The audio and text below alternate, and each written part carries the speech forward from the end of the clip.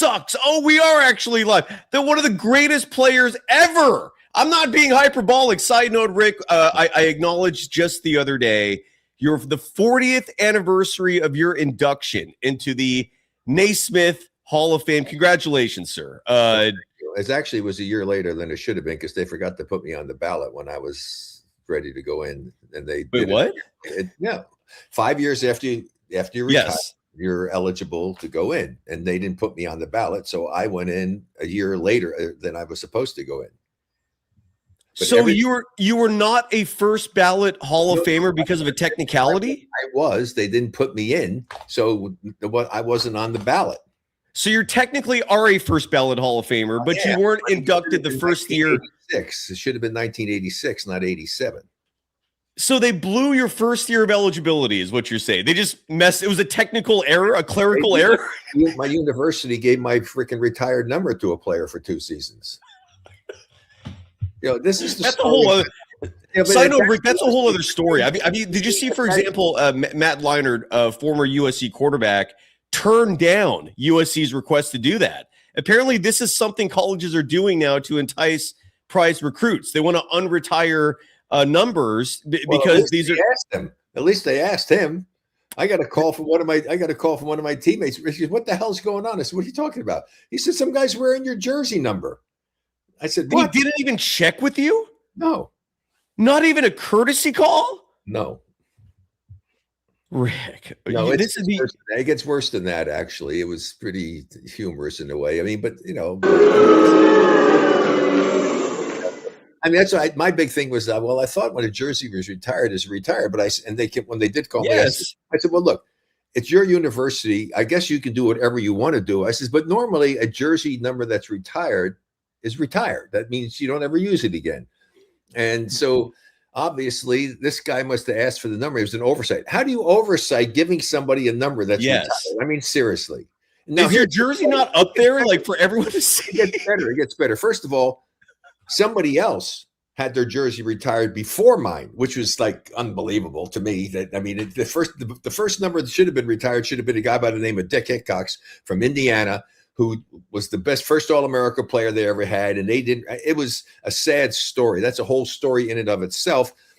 In fact, when I got mine, I said, I appreciate, the honor. I said, but there's a man standing behind me whose number should have been up there first. And I said that then. After I saw him, he had tears in his eyes. It would have meant so much to him. And I said to the athletic director, Paul Diaz, I says, Paul, how could you not have his number up there?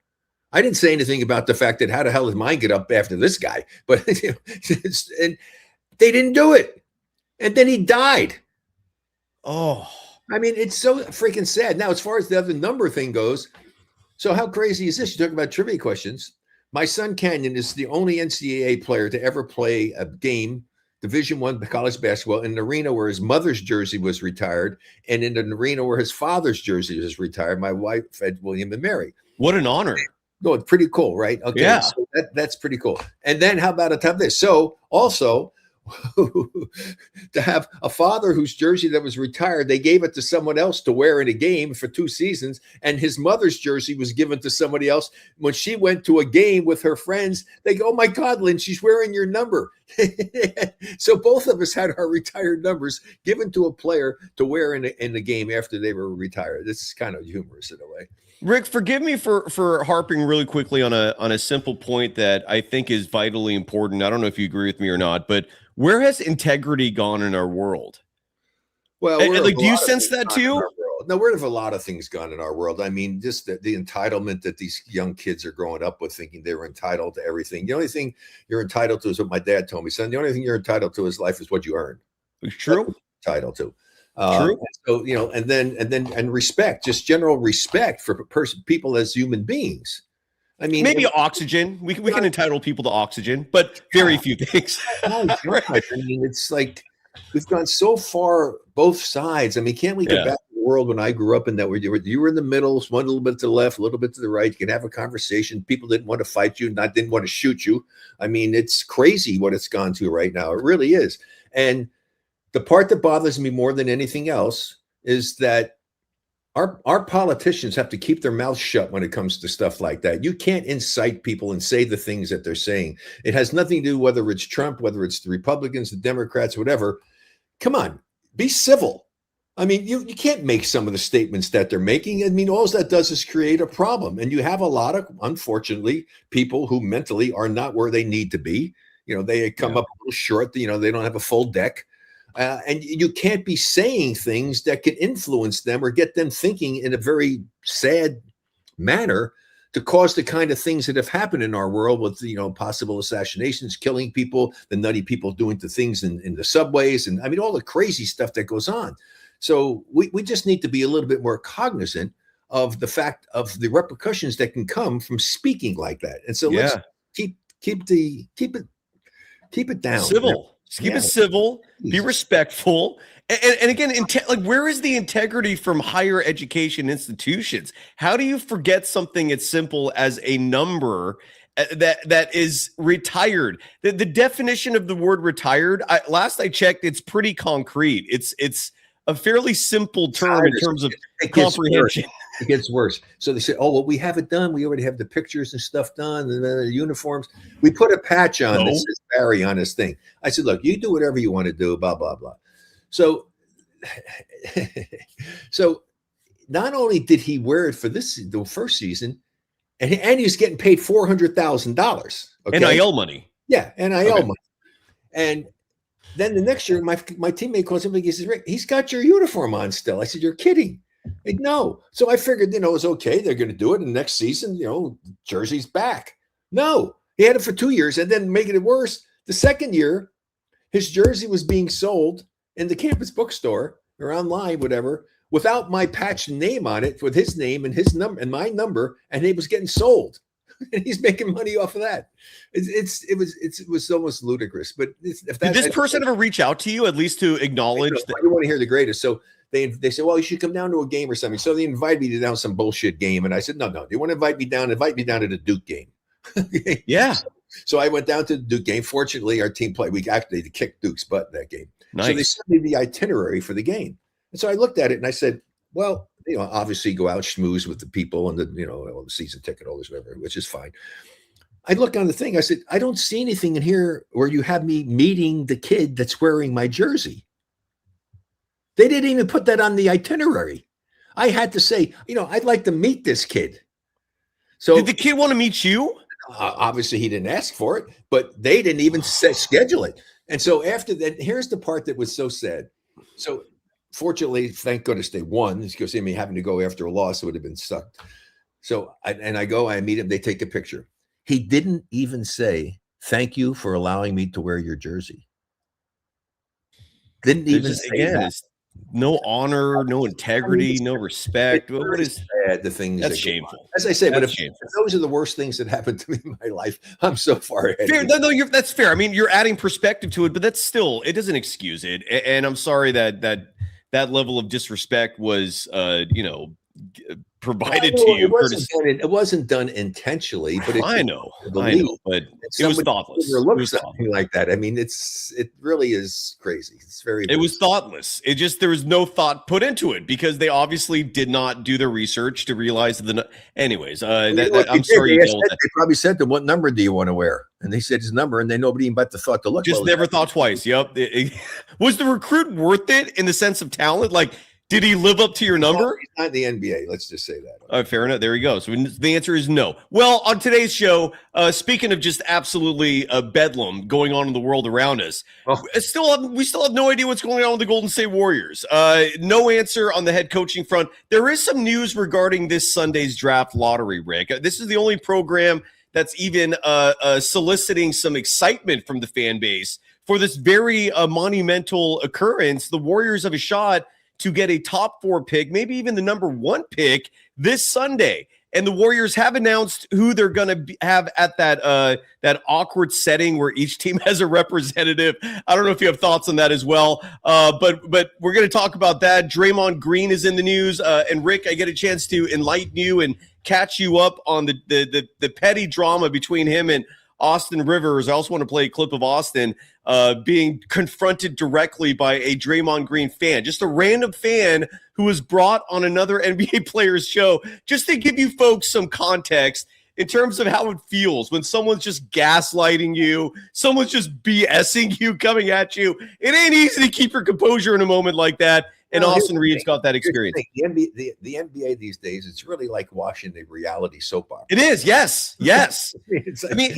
and Rick, the funny thing is, it's good for a show like this because it's almost like we're your daily update on the endless reality TV. When you're doing the show, when I was doing my 3-hour show on KBR. Yes, I'm saying, please let something happen overnight. That was There's always shit happening. There's always. Well, you would pray for it because otherwise.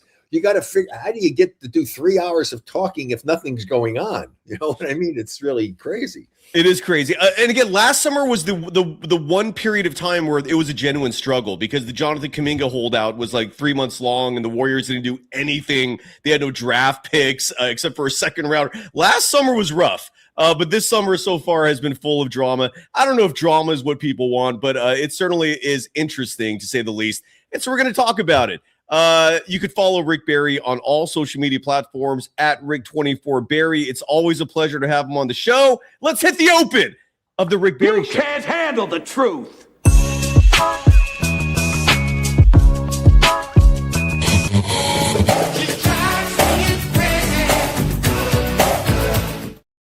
Oh yeah. Anything driving you crazy at this specific moment, Rick? Besides your yes, go for it. This has been happening recently because, as you know, I mean, I've done broadcasting for so many decades. It's crazy. Hell yeah. I have yet to ever see, or in my case, ever experience on a basketball court going downhill. That is such a, I don't know who started that and why everybody has copied it, not only in basketball, but in football. Well, he's going downhill. Where the hell is there a hill on a basketball court? Going downhill. I mean, that's bullshit. It means you get the metaphor, though, right? You just don't like the metaphor. Nothing. If you go downhill, you're usually out of control. Okay, you know, give me a break. I mean, he's going to the basket. He's driving to the hole. He's not going downhill. And yet, I'm hearing all of these former players and all of these announcers going downhill. I get so sick of that. That's probably drive me crazy more than anything in recent years. It's just ludicrous. Going downhill. Football games. Hey, if you're doing downhill skiing, yes. Right? You're doing on a mountain, whatever it is, biking, whatever it is, not on a flat surface. Okay. There is no downhill on a flat surface. Let's get that straight. Well, if you are indeed going downhill, you've got a lot of force behind you. Usually, right? When something's happened to you, what's happened while he's going down? He's on the downhill part of his career. I mean, come on. How do you get that and put it into context? That's a good point. I mean, it really is ridiculous. It's so he's going down the hill to the end of his career. You're absolutely right. Well, regardless, gravity provides power. We are powered by FanDuel. Rick, we're also powered by a new sponsor. I'm elated to bring you on for this ad read. Jump in at any point if you like. We don't endorse products that we don't believe in here at Golden Days. I take that very seriously. Like, I'm not going to just agree to pimp this program out for anybody or anything. If we advertise a product, a company here, it's because we believe in it. At least I do, certainly. And that includes otherwise it's against the laws. That too. Yeah. But that doesn't mean people still don't, break that law on a very consistent basis. I would never endorse something that I didn't believe in. Or find loopholes, right? Like how many athletes have endorsed, for example, let's say McDonald's, they eat one fry and technically, right, they're endorsing it. We're not finding loopholes. We're not BSing you here. We're genuine. And our newest sponsor provides incredible financial benefits, environmental benefits, and ethical benefits. And that's Sunrun, the nation's #1 solar company. My mom's already a customer with Sunrun. I've been a longtime customer. Over 42% of all solar-equipped homes in the U.S. are powered by Sunrun. And maybe the craziest part of signing up to disconnect from PG&E. Rick, I don't know what the utility company is in Colorado. Are you in Colorado now? I'm still in Florida. I'll be in Colorado. Or Florida. Well, I don't know if you have feelings about them. I do. I think they're almost all crooks. This gives you a chance to detach from them. You literally don't have to give them your hard-earned money ever again, and you don't have to let them rip you off month after month. And maybe the best part is that there's no catch. There's no upfront money. You literally sign up. Even better than that, if you have power outages and all kinds of other stuff that yes, on a regular basis, you don't have to deal with that. Your yes, right there. And it's cheaper. I mean, there's a lot of great merits to having something of that nature that makes all the sense in the world. And especially if you're into, having an electric vehicle. That too.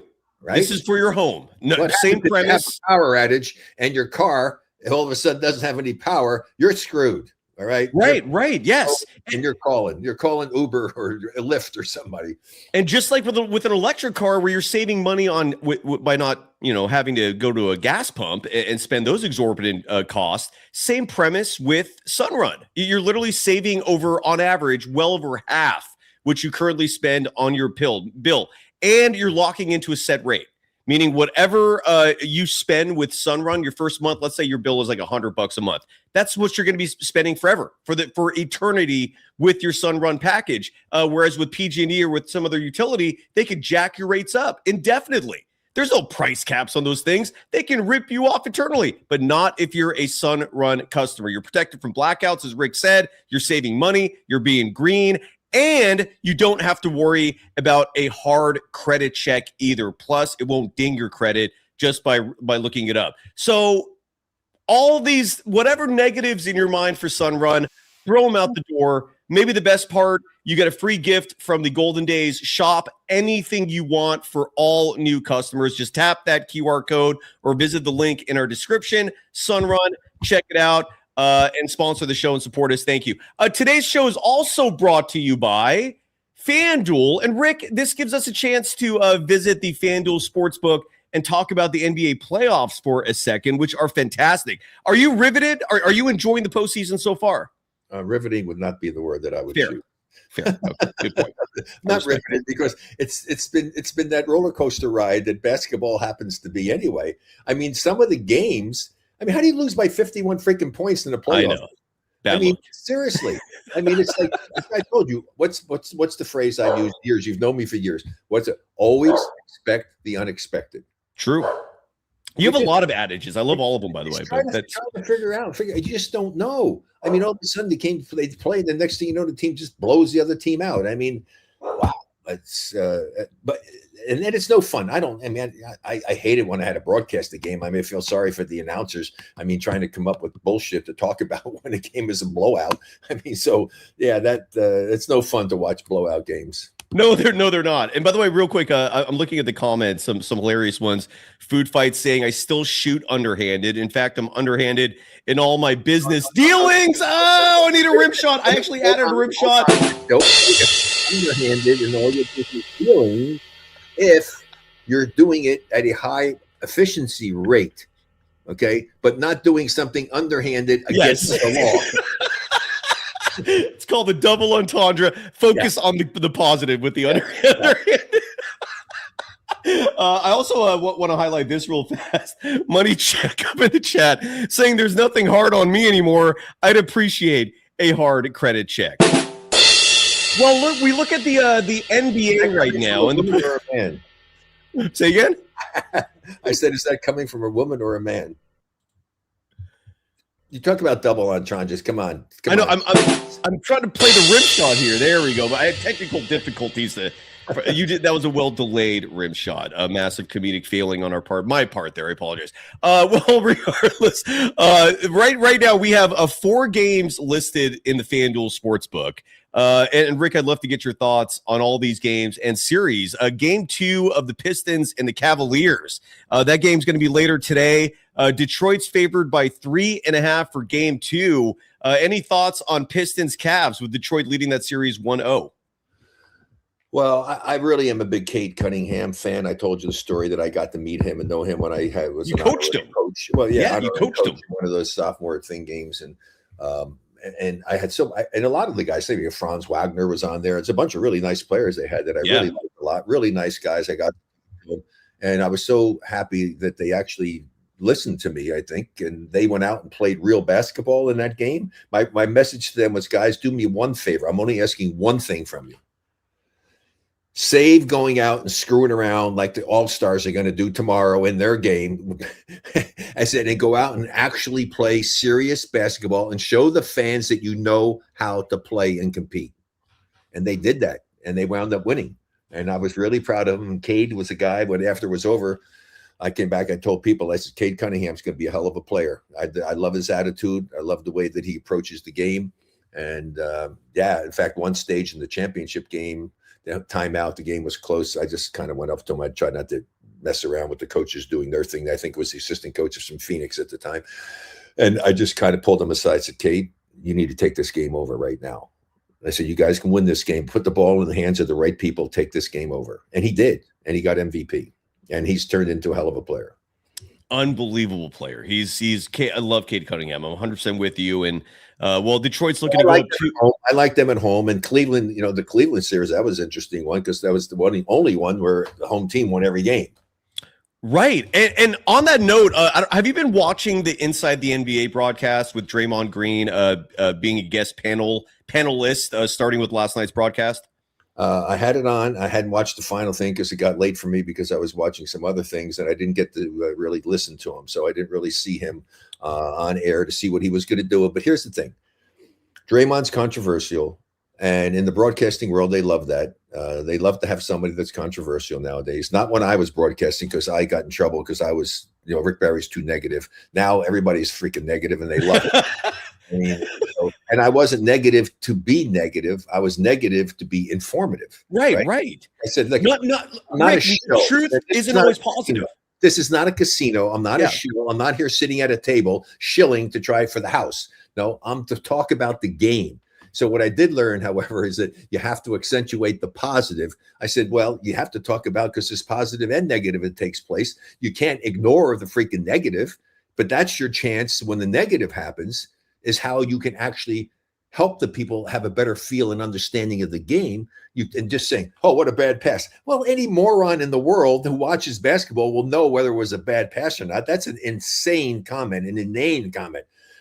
Well, in that situation, he should never have thrown that type of pass. It's too easy to deflect it, get your hands on it. He should have thrown a bounce pass, or he should have thrown a high lob leading the guy down the floor. So give them something of substance, of meaning, and teach them a little bit. Don't be a master of the obvious when you're a broadcaster. I still have a very difficult time listening to a lot of the broadcasters who are out there, and I'm sorry, I won't mention names, but I said, what game are you watching? You're talking about all the obvious things that are happening. You're not telling me anything that's really meaningful, that really is informative, that helps me get a better feel and understanding of the game and the way it should be played. That's fair. That's a very fair. And look, I feel like what's interpreted as negative is just you being constructively critical. And constructive criticism is what it is. And a lot of people just don't like hearing it. And it's like, well, don't get it. Like hearing it when I was doing it. Now they like it. I mean, guys get raving. Depends on the format. I feel like outside of Inside the NBA, corporate media has gotten very soft. I don't know. I don't know if you agree with me on that or not, but the new media scene, meaning everything that's on, whether it's YouTube, podcast, you do get authenticity there. And like we've just been talking about, not everything authentic is going to be positive. That's reality. Not everything that's real is going to be just, rainbows and flowers and just everything making you happy and putting you in your safe space. Not everything is going to be a safe space environment. I'm sorry. It's just, that's life. If you're going to be negative, be informative. Yes. Well said, sir. And on that note, I want to play this clip. I can't show the video of it, but hopefully I can get away with playing the audio of it, and we'll do that. And and here's the setup for this, Rick. This was last night, and Charles Barkley and Kenny Smith started being critical of James Harden because there's a stat that Charles brought up in last night's broadcast where James Harden had 29 games this year where he had more turnovers than field goals made. 29 of those. And the point Charles and Kenny were trying to make is that's an ugly stat. Right? Do you agree with that, first of all? Yeah, of course. So, me too. Draymond was defending Harden. Draymond was pushing back saying, I don't know if I agree with you guys because the ball's always in Harden's hands, and when you're in a position like that where you're the facilitator, the playmaker for every possession, you're going to have high turnover numbers. And both Chuck and Kenny were looking at him like, no, you're crazy. And Kenny brought up an exercise where he asked Dre, how many field goals should James Harden make per game? And Dre responded 8 to 10.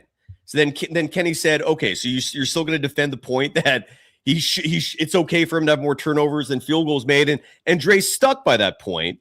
And when you hear this clip, Rick, this is why Draymond, I think, was so emphatically defending James Harden and the stat line of more turnovers than field goals made. It's a very short clip, but this was the follow-up to that segment. Take a listen. Okay, and now as we go to break, I can tell you Underdog has put the period on this discussion with this, that Draymond, you've had 43 of those games with more turnovers than made field goals. That is tied for the most since what year?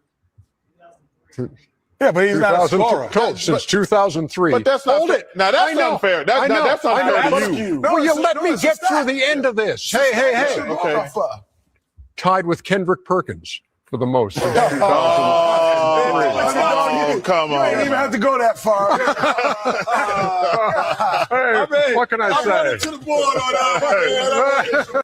All right. So that was any reaction to that, Rick? You have to compare apples to apples, and they're not doing that there. You got a guy who dominates the basketball, who's one of the leading scorers on their team. You can compare him to a guy now, the way that he plays the game. He doesn't score that many field goals at all. But the thing is Draymond also is susceptible to not making the greatest decisions in the world with the ball. When you have an excessive number of turnovers, if you get more turnovers than you do assists, that's a real problem too. I mean, if you're getting 12 assists and you're getting 5 turnovers, you can live with that. But if you're getting 3 and 4 assists or 5 assists and 5 or 6 turnovers, that sucks.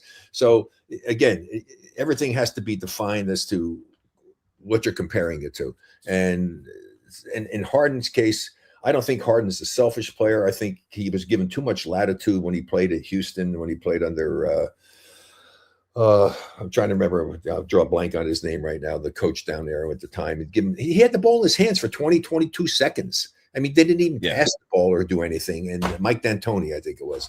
And when D'Antoni was the coach at the Rockets, he just had too much latitude. I wouldn't want to be on a team with a guy that has the ball for 22 seconds. And all of a sudden you're on the wing. He can't get a shot off. Next thing you know, he throws it to you and you got to fire up a prayer. I mean, even lucky to even get a shot off. I mean, what the heck kind of basketball is that?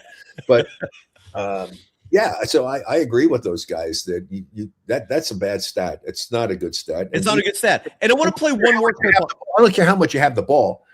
You're making bad decisions if you have that many turnovers. Strongly agreed. And I think the only thing in his defense, also the turnovers are predicated by the stat person. And a lot of times the stat person will give the defense to the guy who made the pass. And trust me on this one, a lot of times that's not the case. You're right. Started a cut and stopped, and you threw the ball. He should have kept going. That turnover is going to the passer, and it should go to the other guy. Okay, things like that. A pass and everything that the guy didn't handle that he should have handled, they give the turnover to the passer. So a lot of times the passer is getting more turnovers than are justified. It is weird to me that there is still this subjective element of statistics in the NBA, and I refer to the actual a stat keeper. Is that the proper title? I don't even know what. But there are a lot of, for example, what is it? I'm sorry. The statistician. The statistician. Thank you. That should have been obvious. I apologize. But assist is a big number that I notice is very subjective, right? Like some assists are not credited when it seems pretty obvious. Other times, maybe it seems obvious. I don't know. The assist thing is a weird one too. It all depends because there's no written rules that everybody follows. Who's the assist person? Right. Assist. And a lot of times they are supposed to be a pass leading directly to a basket. Well, sometimes if the guy dribbles the ball, they don't give an assist to the guy that made the pass. Well, I mean, if he's got an open path, he has to dribble because he's open. He's going to travel otherwise. I mean, so there's a lot of variables that go into it as far as making a decision on that basis. But then again, sometimes to pad a guy's stats, they give the ball, he makes 2 dribbles and makes a spin move and scores, and they give an assist to the other guy. Right. That I'd like to see is like they have in hockey. The pass leading to the pass that got the basket. The hockey assist. Yeah, absolutely. I like that. I mean, that gives you real value of a guy, how good he is, and as far as it goes, a lot of times like the Joker would probably have more assists a lot of times because his outlet passes are so good that leads to another great pass for an easy basket. Bill Walton would have got a lot more assists because he was a great outlet passer. True.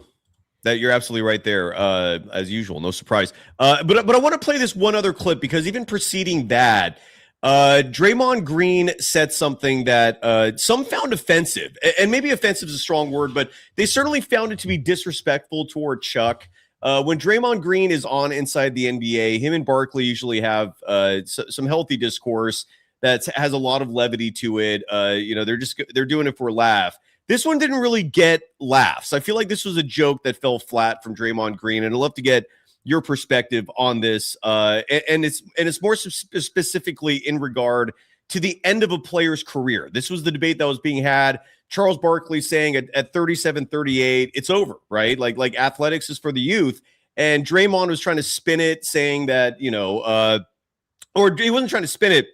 Draymond took a shot back at Barkley saying, I don't want to end my career the way you looked on the Rockets. Take a listen, Rick, and then tell me for yourself how you feel about, or listen, I'm sorry, to this clip, and let me know what your thoughts are about Dre's and Chuck's words. Waste ends. Sports are for young people. You hope to have a great long career, but sports, nobody wins when they're 37, 38. But you said what you said. I didn't want to hear if he believes what you're talking. Yeah, I mean, I think the goal is just to not look like you in the Houston Rockets uniform. Yeah. Is ultimately the goal for us. Like, we don't want to. What does that look like? Did you see it? I'm just asking. I saw it. I mean, so, we're always going to try to compete. Your thoughts?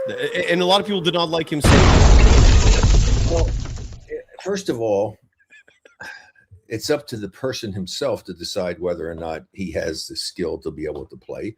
You don't have to like that. A lot of players did that. I was going to do it. I did it actually when I went to the Rockets. I was willing to accept the subservient position. And people say, well, Barry's past his time. He can't play.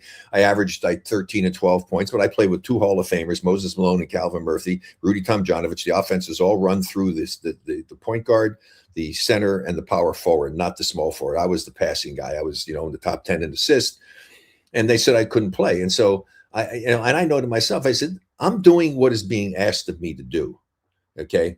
And one game in the 2 seasons I was there, Calvin Murphy was sick. And I wound up starting at the 2 guard. And it's the only time that I really took a lot of shots. I took 25 shots in that game and scored 37 points. So I'm saying, if this is what you want me to do, I can still do this. But that's not what's being asked of me to do. And I was willing to go I was so close. I was going to go to Celtics like Bill Walton did, like Tiny Archibald did, like Scotty Wedman did, to be there on a team with great talent, be willing to be on the bench, come in, play a role on the team, to be on a team that's going to have a chance to win. And I think I would have been really helpful to them, especially after I had my knee scoped and found a big, huge, freaking bigger than a silver dollar wedge in the back of my knee. I hadn't felt that good in 10 years. Never played again other than my tour overseas with a lot of guys that we had a great time on. But I felt so good, and I could have been a really good addition to that team. It would have been a hell of a basketball team. But the league, to save money in 1980, cut the rosters from 12 to 11. So the Celtics, we didn't make it. Still insane to me. That is still insane. For 1 year too, right? It was just that 1 year. Just that one season. But see, that's why I say everything in life has happened. It wasn't meant for me to go and do that. So you got to just live with it and you go on. You do what you have to do. But that would have been kind of cool to be with Bird and McHale. Yes. I mean, it would have been unbelievable because we could have played sometime where I could have played the 2 guard. I could have played 3, Bird at the 4. I mean, it would have been an amazing team because I don't people understand. I really felt good. I played so well. When I went on the tour overseas, I hadn't felt, as I said, I haven't felt that good in 10 years. And, but again, it wasn't meant to be, but that's the whole thing. Don't judge a guy. If a guy feels that he's capable of doing it, why would you deny him a chance to still go and play? Especially nowadays to the kind of money they're willing to pay players. But if you can contribute in whatever way to help a team's success, Why would you deny a player to do that? Oh, you want to go on top when everything's right. Well, yeah, that's great. The ideal thing, like, would have been great for me when we won in 75 to just say, that's it. I'm done. I'm done with my career. What a great way to leave. Yeah, but hell, I still love the game. I mean, if you can still play and you can play at a reasonable level, I mean, even a great player at 75% of what he was at his best is a lot better a lot of times than guys who are at 100% of where they are. And so why would you want to deny a guy that and have a team not want to have a player who can help you win? I'm with you on that. No pushback. You're making too much sense again. Anyway, you don't make fun of a guy in the way that he looked when he was there. That was uncalled for. It was, yeah, and ultimately, again, now Draymond, it isn't just a lot of drama there. We'll revisit Draymond in a second because there's 3 other postseason series I want to touch on real fast with the Hall of Famer here, Rick Barry, who is gracing us with his presence. The OKC Lakers, do the Lakers have a chance to even win a game, Rick? The OKC is favored to win tonight by 15.5. Again, same line as game 1. They're the defending champions, and they're playing exceptionally well. Yes, they are. It's going to be hard for somebody to beat them. Somebody's going to have to play their best and hope that they're not at their best. Because my whole thing is, if you took both teams, everybody's healthy, and both teams play at their best, who's going to win?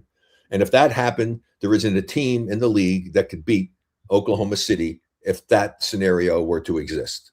They're a better team. They've got depth. They got all kinds of ways to hurt you. They have experience. However, it's not that big a difference between them winning and them at their best with another team that's close. I really do believe that San Antonio has a chance to do something. I like the way that they play. They almost won the first game and they played like crap. I mean, and then, look what they did in the next game. And I don't know if anybody can deal with Wemby. I mean, the guy's pretty remarkable, but I like them. I do really like them. What are your thoughts real quick on Jaden McDaniels and his moxie, calling players out, the elite defense, in my opinion? By the way, game 3, Spurs, T-Wolves, San Antonio is favored by 4.5. That game's in Minnesota. Yeah, I like San Antonio. They gave up a game that they shouldn't have, so now they've got to earn it back. So tonight's game is a big game for them. They have to find a way, obviously, to win one to get the home court back. If they win this one, I think it really will bode well for them for the rest of the series. But then again, injuries is such an important part of it. Denver could have done better. They didn't have their everybody there to play for them. They had a couple of guys injured and banged up, but that's part of what sports is all about.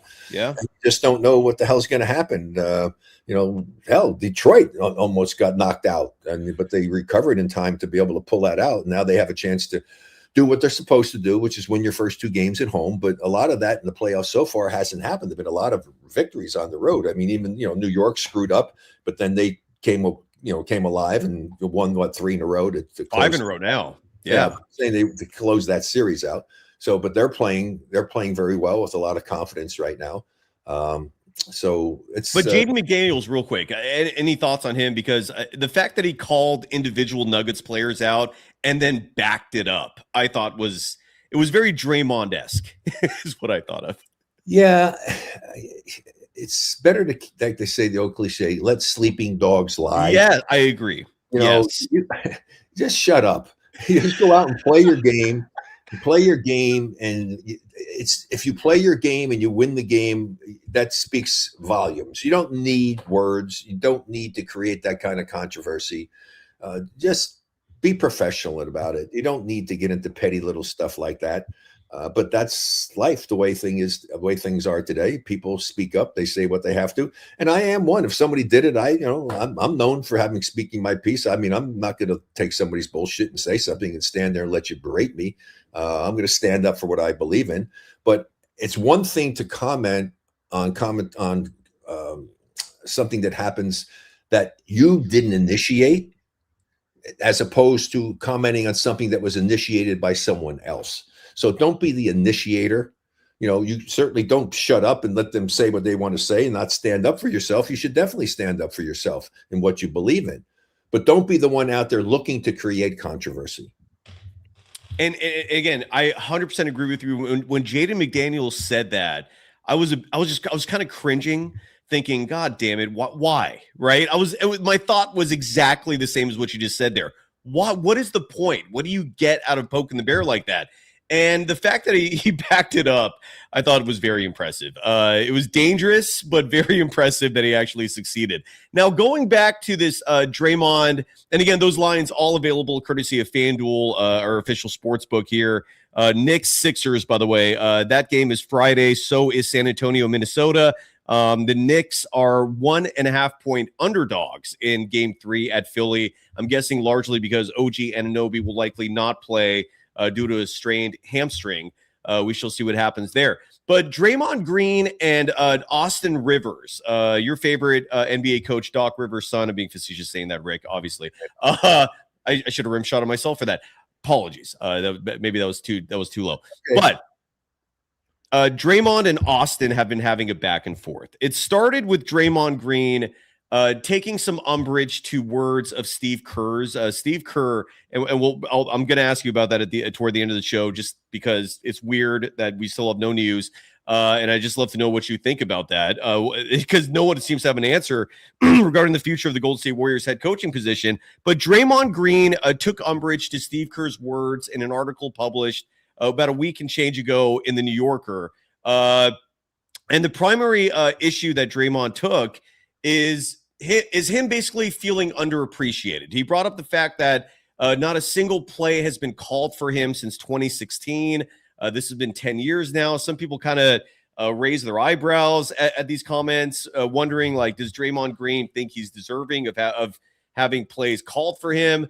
Austin Rivers had some comments about that. Draymond Green took issue with Austin Rivers even having opinions about Draymond. He just didn't like the fact that Austin had thoughts on him. I guess the issue is, from Draymond's perspective, just leave my name out of your mouth. Well, Draymond pushed back and essentially called Austin Rivers a Nepo baby, saying that he got these big contracts largely because of who his dad is. Austin Rivers releases like this 3-minute video just going off on Draymond. They're now officially frenemies. And hopefully I caught you folks up in a minute's worth of description. Rick, are you caught up? That's the most important part here. Any questions from you? I haven't heard. I don't pay much attention to that kind of BS, but I hear you. I hear you. I don't blame you. Let me hear what it is, and I'll tell you. Well, this is the clip I want to play for you as I experience puberty here, in now approaching late 40s, is this podcast. It's called To the Baja. We're now catching up, and this is where we're at with the Draymond Green, Austin Rivers back and forth. This podcast, To the Baja, it's hosted by 3 former NBA players, Raymond Felton, Charlie Villanueva, and Theo Pinson, right? These are players who, they had a number of years under their belt. None of them were stars. Raymond Felton might have made an all-star game. I haven't done my research on that, but point is, they have a podcast now, like everybody, and Austin Rivers was a guest. But the premise here that I thought was really hilarious, comedic, is that this podcast, Raymond Felton's podcast, decided to bring a fan on. And this fan is a Draymond Green fan. And I'm going to play a minute and a half of this exchange because I feel like this is how a lot of exchanges would go if every NBA player or former NBA player was suddenly confronted by a fan who just gaslights them, like just literally is just saying shit that may or may not be true, just to push buttons, just to get a rise. And I thought this was comedy because this isn't just some random show. This is one NBA player's show bringing this fan on with another former NBA player as a guest. And I thought this was insanely comedic. I'll just play about a minute and a half of it. Before you play it, let me go back to your other thing, since I didn't really give you a definitive answer. And this is not what the audio is about. The thing between Draymond and Austin, why are you dirty? What is it accomplishing? I mean, come on. Don't waste your time. It's not worth your time, your effort, or any emotion whatsoever to give a rat's butt about what some other person thinks about you. I mean, if that were the case, I mean, my whole thing is I've had that happen so often during my career. People have opinions about me. They don't even know me. My biggest one to it is, and I only bring it up doing his stuff, is that Bill Simmons in his book called me a dick. I mean, that's so reprehensible to me and so unprofessional. Agreed. To say something like that. anyway, it's just not worth getting into it because what's going to be accomplished by it? There's nothing that's worthwhile that you're fighting for in order to say that I won or he. Who cares? Who really cares? What does Draymond Green care about what Austin Rivers thinks? And Draymond Green shouldn't care about what and Austin shouldn't care about Draymond. I mean, it doesn't matter. It really truly doesn't matter. I will say one thing when we're on this comment. Please. I want to give kudos out to Kareem Abdul-Jabbar, who made a comment about the stuff that's going on in the world. I'm not to pick on the political stuff and all, but he made a comment about his own black community and doing stuff and being upset about certain things and the way they're treated and what have you, that could say those things and be against all of that and then side with the way that people are treating the Jewish community. I was really proud of Kareem to stand up and say something like that, because why do you want to pick on anybody or any kind of nationality or somebody's religion or something? It creates nothing but chaos and problems. Yeah. So why not just live in peace? If you don't like what they're doing, just leave them alone. Okay. And very simple premise, Rick. Don't be prejudiced. It's not complicated. Just don't perpetuate stereotypes. Apply some logic to your thinking. Looking forward to hearing this thing, though. Let me hear what's going on. And props to I'm glad you gave kudos to Kareem Abdul-Jabbar. I have a tremendous amount of respect for that man. Side note: Kareem still writes a Substack. There's like 2 or 3 of them a week that he publishes. These are very well thought out columns that he produces. Kareem Abdul-Jabbar, respect, fellow Hall of Famer alongside Rick Barry. These gentlemen are not Hall of Famers, but they're producing some comedic content. And Rick, I agree with you. These are 2 grown-ass men pushing 40 years of age, well in their feelings, very sensitive at both sides, critiquing each other. And we fast forward to a random fan with Raymond. You can see Raymond Felton right there with a smirk on his face because he knows what's coming here. The guy in the middle of the screen, sorry to the podcast audience, you can't see what's going on here, but you can hear it. The middle guy is the fan. Austin Rivers on the left of your screen, Raymond Felton to the right. We'll play about a minute and a half of this. A fan going off on Austin Rivers and a back and forth. Point, right? Let's get to that point.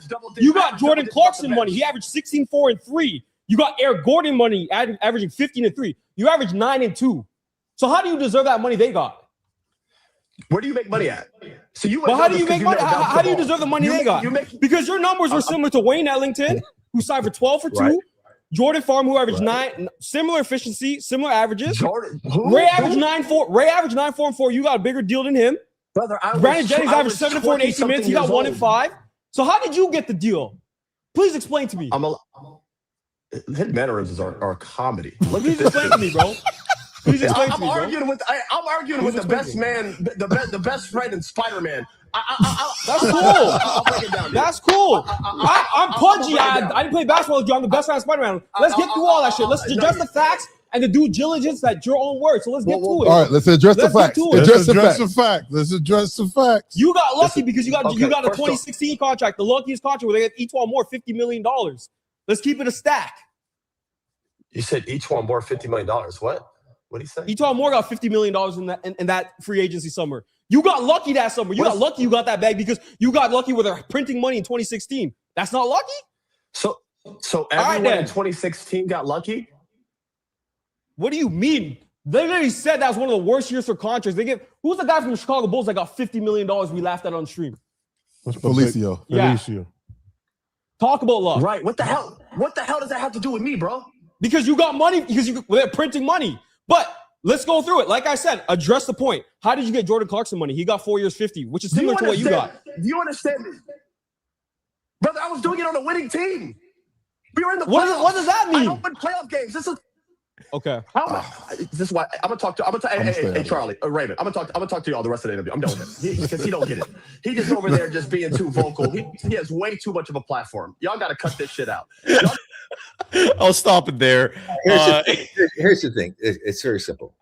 Why would Austin Rivers take 1 second of his life to respond to a guy talking about the second? Hey, the bottom line is I got what I got. I was lucky to be in the right place at the right time. And what you're having to say has no relevancy whatsoever. I played. I did what I could do. I got the money that I could get. That's part of life. It's part of business. And that's the end of the story. So I have nothing else to say. That's it. Well, the money thing originated with Draymond. Draymond started it by saying that Austin Rivers essentially, because of his dad, got these big contracts. And I don't think the word Nepo baby was used, but hopefully you can understand. That's essentially the dig that was taken at all. And that's how this all started. By the way, KKS in our chat is saying that guy was not just a fan. He's supposedly the moderator, which makes it even funnier. I don't know, man. I thought that was comedic. Just seeing Austin. First of all, calling the guy Spider-Man's best friend was in and of itself to me like I don't know, Rick, if you understand that reference in the new Spider-Man movies. Peter Parker's best friend kind of looks like that guy. That's where the dig came from. Anyways, we'll move on from that now. But this life is too short, wrapped up and stuff like that. I mean, even to the point I got mad at myself in shows over the years that I've been on with some of the guys that are known national broadcasters who really, I mean, they have so much. They think they got the answers to everything. I mean, these guys are a joke. They should be going to church and lighting candles that somebody's willing to pay them money for their opinions, which to me are worthless in a lot of situations. But that's life. I mean, it's what it is. But for the audacity for some of these people, especially when I was doing my radio show, to come on and to challenge my knowledge of the game and telling me that I'm freaking wrong. I mean, I could be wrong, but when it comes to talking about something that I know a lot about and they have no experience whatsoever and have never been through what I've been through in my life, to actually sit there and argue with me, telling me how wrong I am. I said, you know what? I admire your nerve to be able to come on the show and talk to me, telling me that I'm wrong and you're right. I said, seriously, I mean, give it some serious thought. You're trying to tell me, a Hall of Fame basketball player who's accomplished what I've accomplished, that I don't know what I'm talking about when it comes to basketball. Well, you know what's funny, Rick, is some of those, there's a few of those clips out there, right, where you've kind of had your fill with some host not only being disrespectful, but just being utterly wrong. And I've listened to all of them. And to me, I sided with you in every instance 1,000% for the simple reason that I think you can have a disagreement with certain positions, takes, and so forth that have some objective backing to it in terms of evidence, right? Statistics are a prime example. Like playing experience is minimal in terms of impact. If ultimately you're having a debate about the greatest scorers and you're starting to bring up like statistics, shooting percentages, I think you could have a fairly respectful back and forth with someone who does not have your kind of background. The folks who were like disagreeing with you, they were disagreeing with you on very subjective points, and forgive me for not remembering the exact arguments you were having with these folks. And side note, every one of these folks, they're gone. Like, so congrats on that, because they all one that came up. One that came up all the time was the one with LeBron in the playoff game saying that he made the wrong play and threw the ball out. Hey, he threw the ball out to one of the best 3-point shooters in the freaking game that he was playing with at the time. I mean, and this guy I said, you're so wrong. I said, he made a great play to take a off-balance, tough shot to try to do it when you've got a teammate who's one of the best 3-point shooters in the game, who's wide open. How in the world could you possibly say he made a bad play? I remember that one. I was defending LeBron. SGA Sports Talk in the chat with a pay chat using an expletive there. Chardal, be a little more professional, sir. Otherwise saying, Cy, I'm a big effing fan of you and you're the OG. Chardal, what about Rick Barry, the Hall of Famer? Now, Chardal did give you a lot of compliments at the beginning of the show, Rick, but Chardal, a huge fan of the program. Thank you. Do not forget the Hall of Famer, though, ever when you're giving your compliments, because he deserves them far more than I ever will. Listen, you're entitled to disagree with me. It's okay. It's fine. Yes. I mean, if you disagree with him when it comes to something that's really related to the game of basketball and how it should be played, you should give that some second thought. That more than likely you can disagree with me, but it certainly doesn't mean that I'm wrong and you're right in that regard. That's what you can feel that way.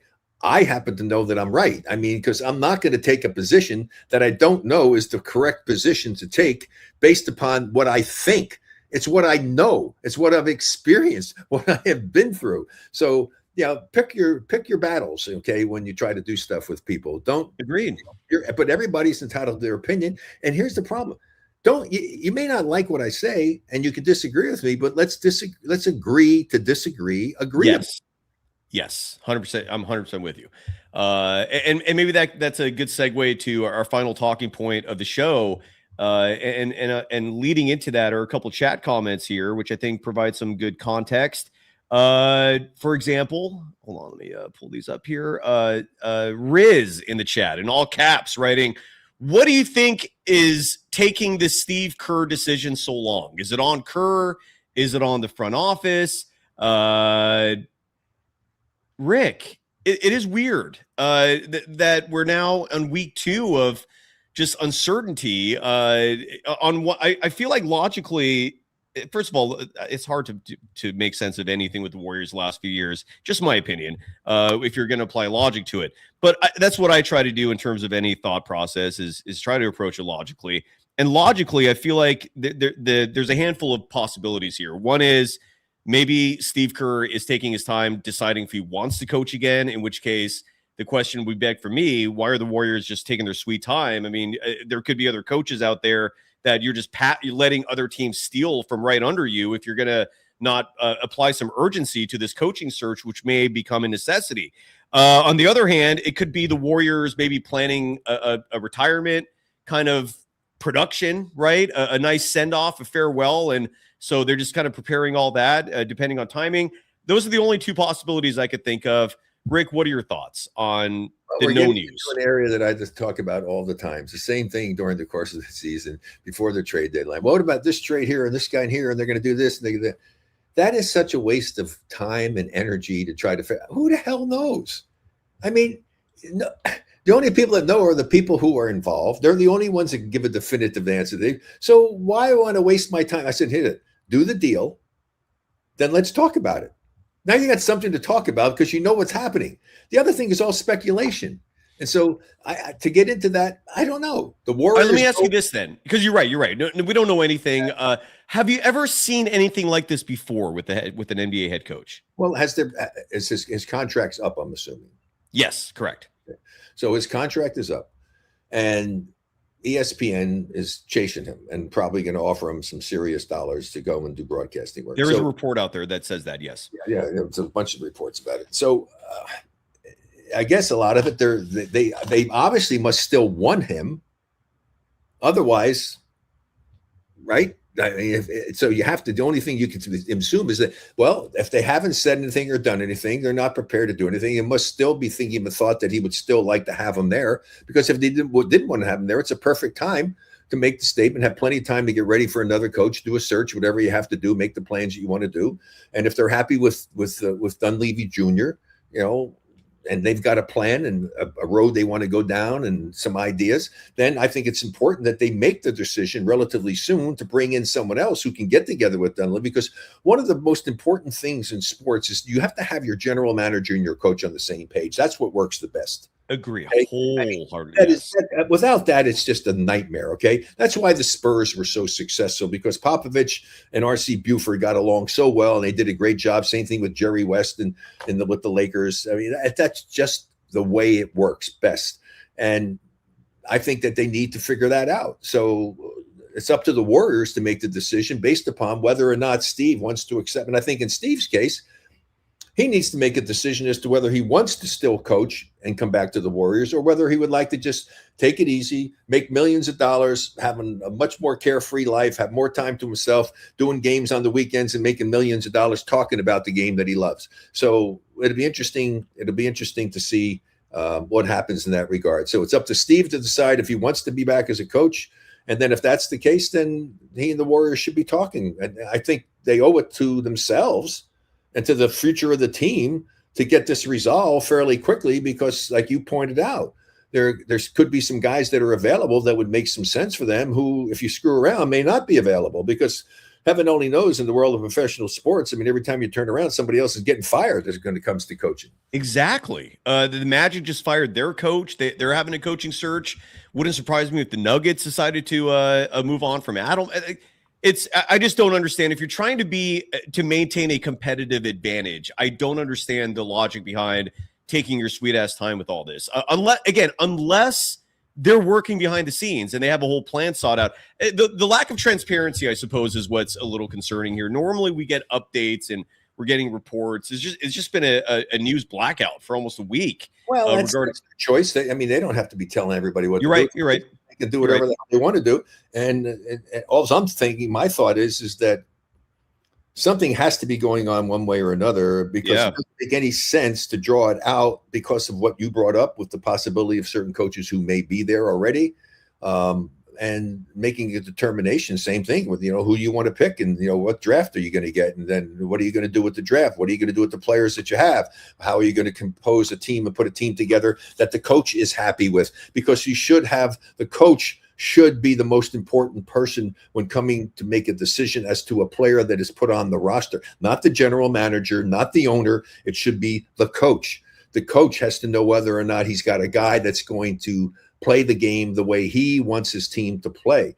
And so, but again, in basketball, I think football is more of a system type of situation that you have a certain way to go about it, especially with so many players. It's really important to have everybody playing the same way. But then again, in basketball, I think your players determine how you play the game. If you just pick the best player, well, here's what they do. They pick the best athlete, which isn't their best thing. Pick the best player. Pick the best player, the guy with a great feel for the game, who knows how to play, and change your offense if you have to take advantage of what he can do. But the offense for a basketball team should be an offense predicated on the talent and skills of your players, not what the coach thinks is a great system to play, because if you don't have the right players for that system, it's going to fail. You and Jerry West were close friends, correct? Yes. And I far like that was his philosophy too. And I love every time you say you ridicule people who make basketball far more complex than it really is. 35 guys out there. Exactly.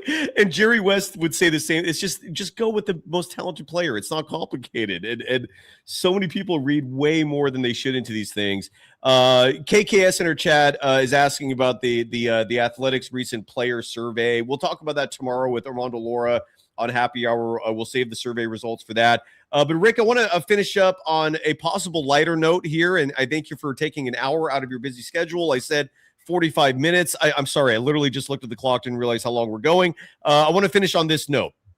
This Sunday, and we're going to go live right after the draft lottery, folks, so stay tuned for that. But the Warriors, I'm a little disappointed in both local media and the team in general for not getting more excited about the fact that the Golden State Warriors have a very real possibility of landing a top 4 pick in the draft this Sunday.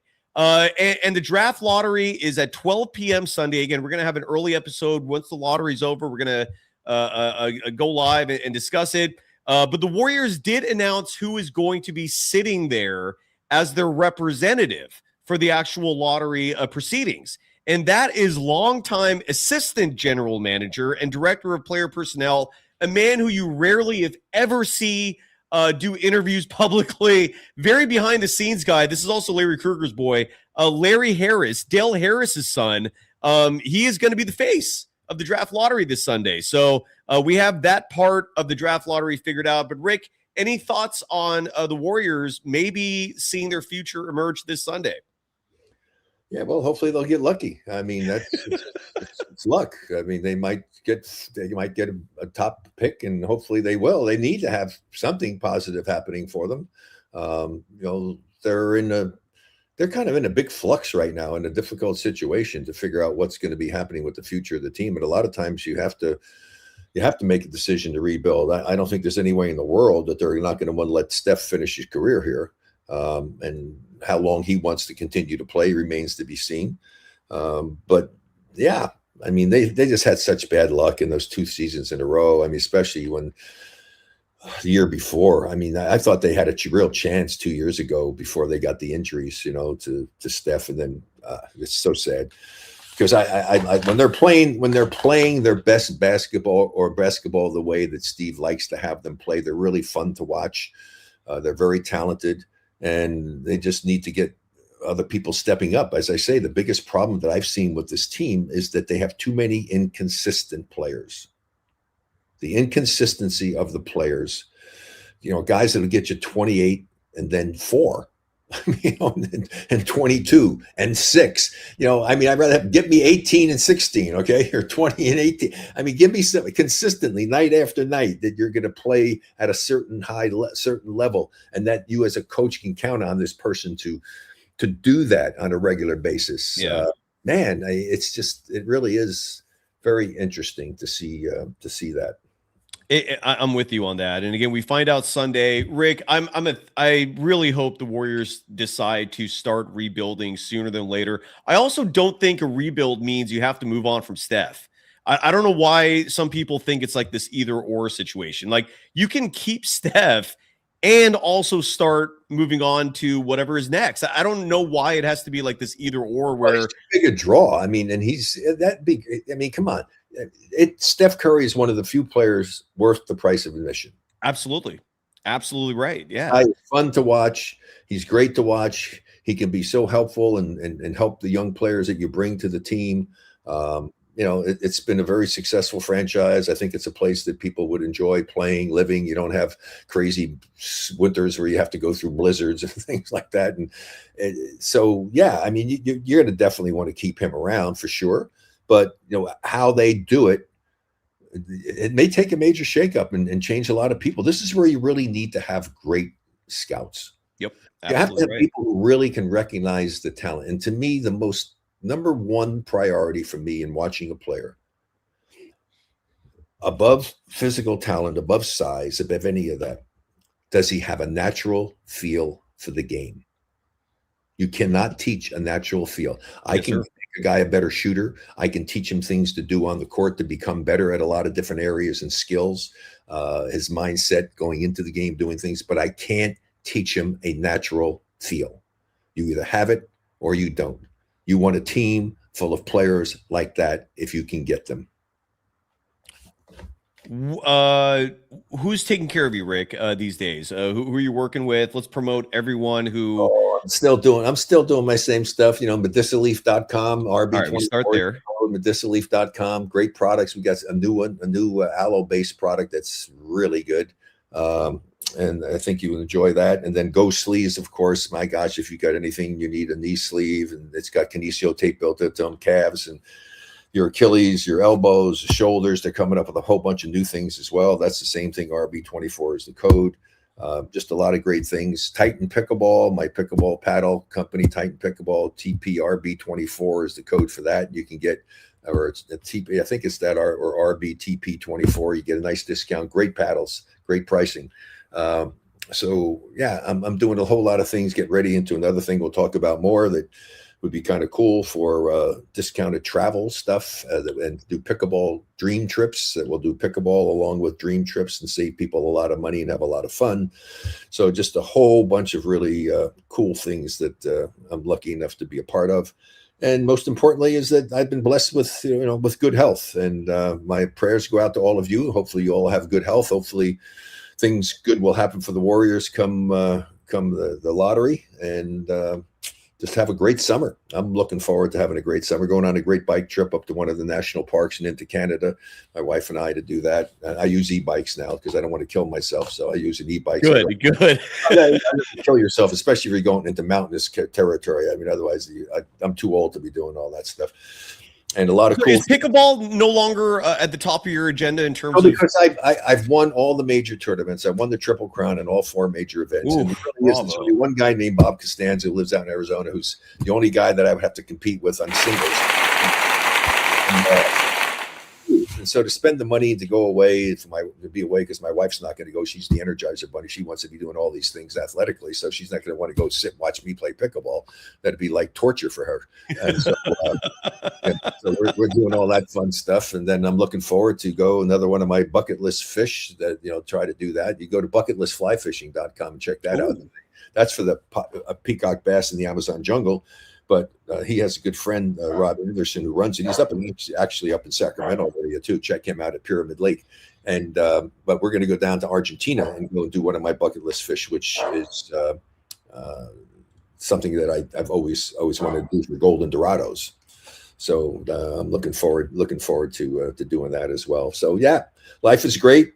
Good. Everybody's healthy. Sons are all Good. good. You know, my granddaughter just a month or so ago turned 3. Scooter's a little girl. Future WNBA superstar? I don't know. I'm sure Scooter's going to probably be working with her on that. So we'll see. It'd be nice, it'd be great if we can have a Barry go in and become a basketball player. So because my wife is a Nuremberg, she wasn't a Barry, but it'd be nice to go ahead and add another basketball player to the Barry legacy, and so maybe Brooklyn will be the answer to that. We'll see. There you go. Did you watch, by the way, this was a couple weeks back, speaking of pickleball, sorry to just shift back to that for a second, but they had this televised event where Andre Agassi, $1 million. I was at the first one. The first one had McEnroe and Connors. Not Connors, McEnroe and Agassi were playing along with Michael Chang and who was the other player. They played for $1 million in doing it, and Agassi's been on the winning side of it all the time. Always. Yeah. But I was wondering what your thoughts were. I know Andre since he was a kid at Bollettieri's tennis academy here in Florida.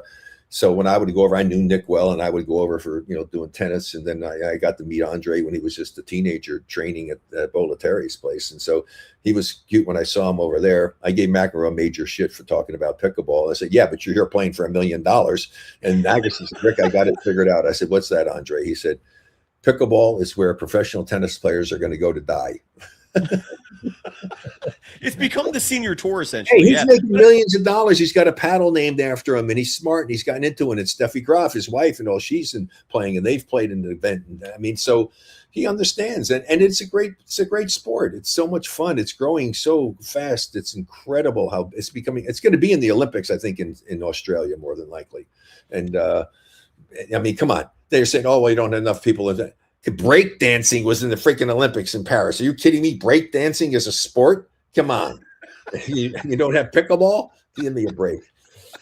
I just wish the problem is I can't do much with it anymore because they really don't have enough. They don't have people in my age category to be able to play. I know that. Well, because you're a superhuman. Yeah. The rest of humanity cannot keep up with you, sir. You're just leaving them all behind. But I thought that event was interesting because there was a professional pickleball player. I guess she's like the champion, and I guess this was supposed to be like, and she got beat by Agassi, and I was wondering what you thought about that. Does that mean that Well, here's the thing. First of all, is that women competing against men, other than car racing, horse racing, where strength and physicality doesn't have a factor in it, women can compete, no question about it. But anytime people want to do it and try to have women play football or women to do wrestling or women to do boxing or women to play basketball or baseball against men, it doesn't make any sense. I mean, just stay. Pickleball's included in that. A women's singles pickleball player has no chance against a male singles pickleball. There you go. Okay, I didn't know that. I wasn't sure if pickleball was more on par with like table tennis, where maybe there isn't much of it. No, there's still a lot of that, and especially singles. And singles, you got to be. I mean, what they do and how fast and quick they are, and the power and how far they can hit it. I still remember, tell you the story. So when John Lloyd was married to Chrissy Everett, who I knew really well, and I remember seeing him down in Indian Wells. They were there practicing and doing stuff, and they're warming up, and John just rips a freaking forehand into it. And I always remember Chrissy saying, "John, what are you doing? Nobody hits the ball that hard when I play." I always remember that. I mean, here's at the time, one of the greatest female tennis players in the world, because her husband's hitting the ball too hard because she doesn't have to face that. I mean, so that's why I'm saying you can't ever want to compare. Why do people want to do that anyway? It's just the same in basketball. Stop, people, please stop. Like I just heard a big thing today. Somebody again, we're talking about, Michael and Bird, and stop comparing eras, okay? And stop comparing players in different positions. It's so foolish. Don't do it. It's never going to stop, though. It's never going to stop.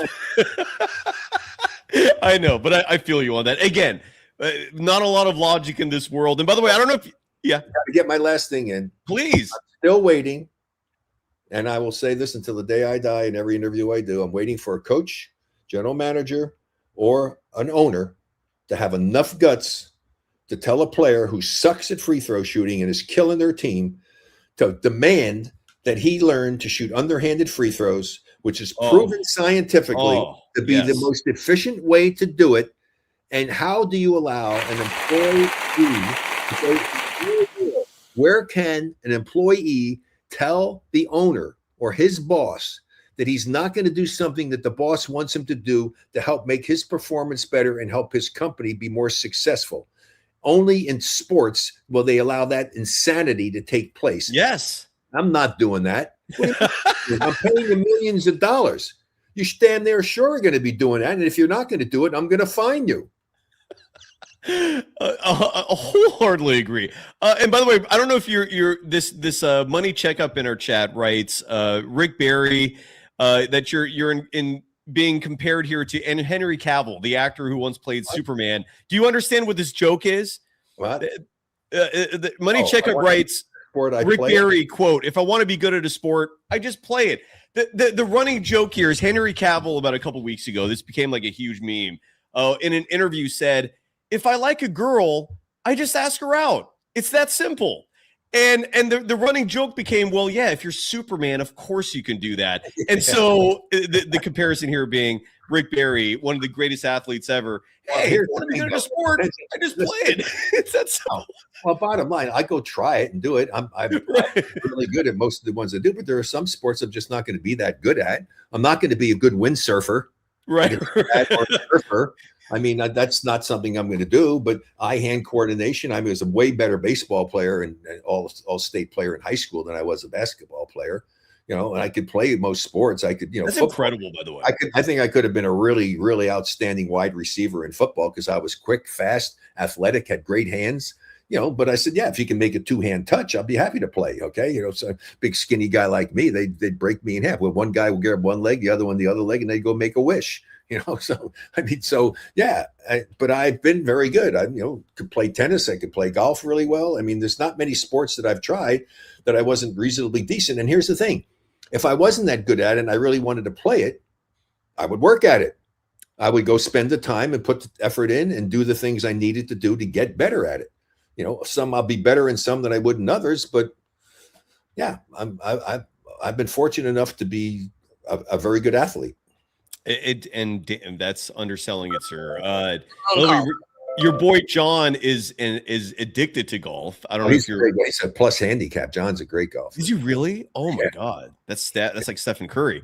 And the other day we did a show, and we'll finish with this. We did a show where I named after doing some comprehensive research all the available head coaching candidates that are out there who are promising. Like I didn't just name every name. I named names of individuals who have some good credentials, who could be a great fit.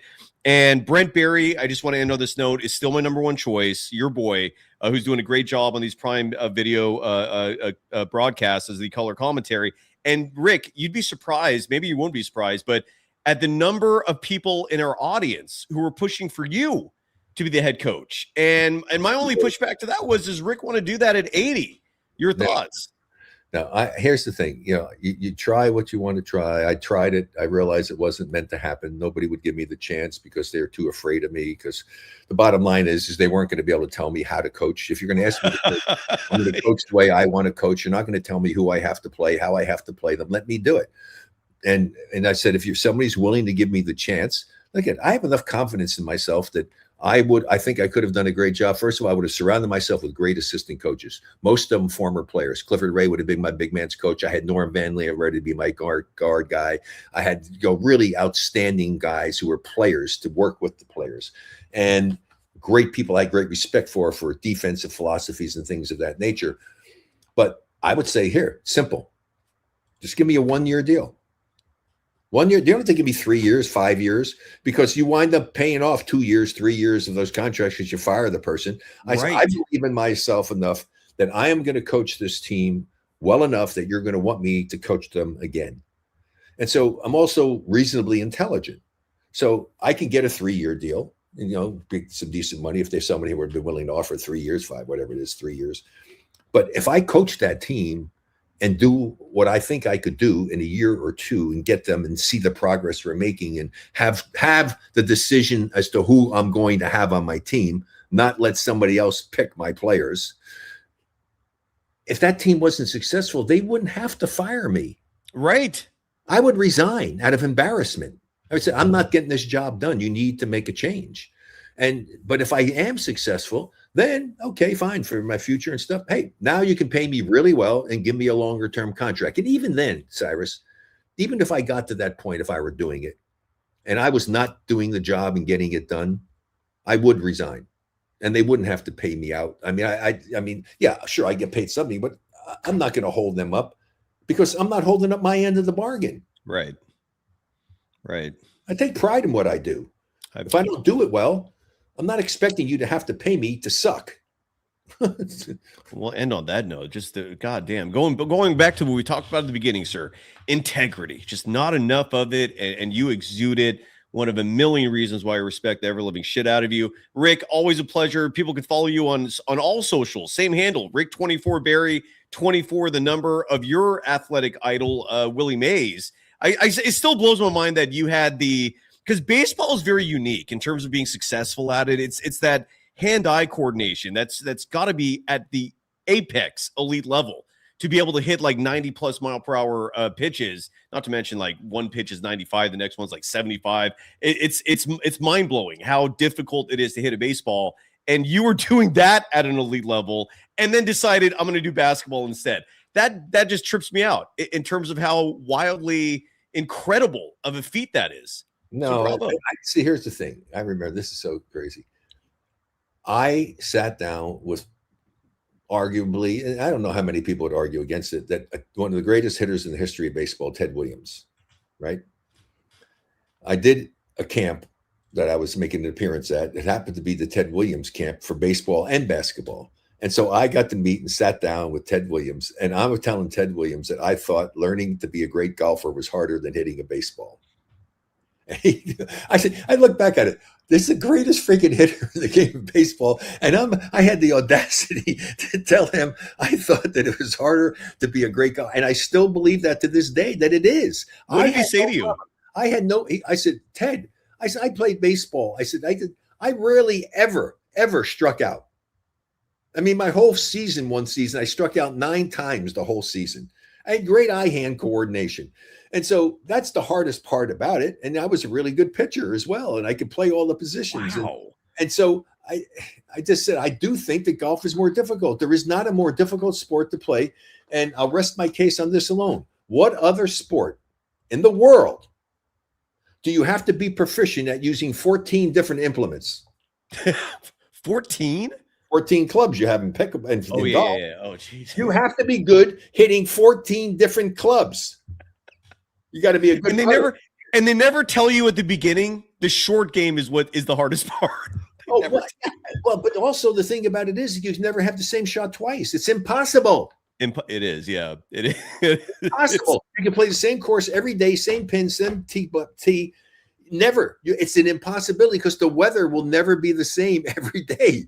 I mean, at the time you play, and the ball's not going to be the exact same height on every tee you put in the ground, and it's not going to roll in the same. I mean, the variables in golf are so astronomical. I have so much respect and admiration for golfers. I mean, these guys are like robots. They're unbelievable how good they are. It's incredible. I remember Ray Floyd when I played in the Crosby with him. Year I sat out, and back in those days, the caddies carried balls that they own had, and so he'd take the balls, dump them on the floor for Raymond. His caddy go out, going to go where I'm hitting. He went hit 7-iron, so he goes out to where Raymond hits a 7-iron the distance. He walks it off. He would stand there. He wouldn't take more than a step in any direction, and that's where the ball that Raymond was hitting was going to land. And then he'd go to where the 5-iron was, and he'd be over there, and all those balls are going. I mean, and then you have to hit. Anyway, I can go on and on and on. Well, if anything, Rick, that's a testament to not just your boy John, who's a scratch golfer, but Stephen Curry. I mean, it is wild that Steph is as good as he is on a golf course. I mean, the hole-in-one that he did a year or two ago. He's got great eye-hand coordination. Yeah. I mean, and he's a hell of an athlete. I mean, so do you. How good he is. But I did find out one thing last year when I went to the Rick Barry ad agency down in Sydney, Australia, which is a whole nother story that they have my guys. And so I go it's down. Named after you, or it's yours? They called me on the phone and asked me if they could use my name to put on their ad agency, 2 award-winning advertising guys. I said, okay, what's the joke? Who are you? Where are you guys from? What's the punk? I mean, what are you doing? They were serious. And they put, because they said, we've watched you, we admire the way that you approach things and do stuff, and we want to call our ad agency the Rick Barry Ad Agency. And they're in Australia, in Sydney. And so anyway, so I go to visit them when I'm down there, and got a great fishing trip. I went to the South Island, New Zealand for brown trout, which is a great trip. And so they said, you want to go to a cricket match? I said, I'm only going to be here. He said, no, they're not 4 and 5 days like you see in doing it. Those are special things. We have a league and we play. You just go and you have a game. So I go and I really learned about cricket. What I learned about cricket is that I could have been, if I grew up in Australia or England or someplace, India, I could have been a hell of a cricket player, because it's all about making contact with the ball. And I rarely ever struck out. So I could have been a hell of a batter in cricket. I think so, because, man, you can get hits even if you foul it off, go this way, that way. If they don't catch it in the air, I mean, it was very interesting to learn about it. At least now I understand the game when it's being played, as to how it works and how it functions. That's incredible. And by the way, I couldn't resist looking up the Rick Barry Ad Agency in Australia. And this is the website. Here, let me refresh it. So it starts with this, what looks like a flash animation here, RB. And then if you click on RB, Rick Barry. No. What is it? Ants not included. We don't sell ants. Nobody. Are you crazy? No. I don't know what that stuff is, but is this it? Is this your agency? Yeah. It's not mine. It's theirs. Well, yeah, I mean, that's what I meant. Yeah. But that is incredible. I know. I love it. And so you don't get any money from this. It's just they're very good. I have something I do with them, and part of the deal was I get to go on a fishing trip. So I went. There you go. But yeah, great guys, and one of them has a great family. I mean, I know the kids. One kid's name is Banjo. He's really cute as could be. In fact, I actually got him. I got a whole bunch of Warriors stuff. So I had a whole bunch of Warriors fans. I brought a bunch of Warriors stuff for him when I went down there to visit. What a name for a child, Banjo. Yeah, Banjo, yeah. And I guess you can call him Ben for short if he grows. They call him Banjo, man. Why would you know anything else? Banjo, shit. I mean, I wouldn't say don't call me Ban. No, I'm Banjo. Never heard of it. Rick, love you, sir. This was fantastic. Great show.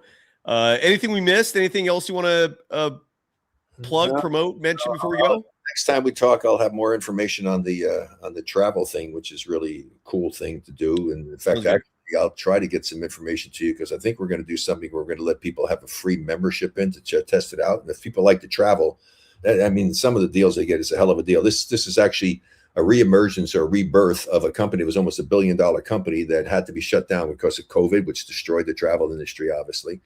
And so they got over 30,000 different incredible locations to go. But we're going to do certain sections. We're going to turn it into some pickleball dream trips as well, where you can play pickleball on a lot of these cool trips. I just found out I have a guy I knew from Colorado Springs who's now back. It's a Muslim guy who's back over in Dubai, and he has 3 pickleball facilities over there. So I'm looking forward. That's on my bucket list of a place to visit anyway. So I'll be going on that trip for sure. Wait until the war's over, please. Just I'm not going over there.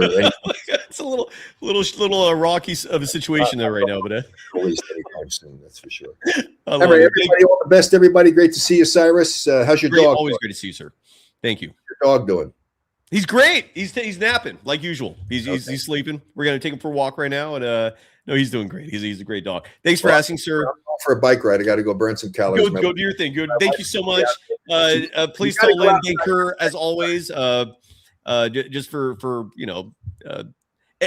I don't know if you agree with me or not on this premise, but I feel like if a good, healthy marriage, the bottom line is, if she's happy, you're happy. So happy wife, happy life. Yes, thank you. Exactly. So thank you, Lynn. Rick, thank you, and we'll be back soon. Thank you, sir. Bye-bye.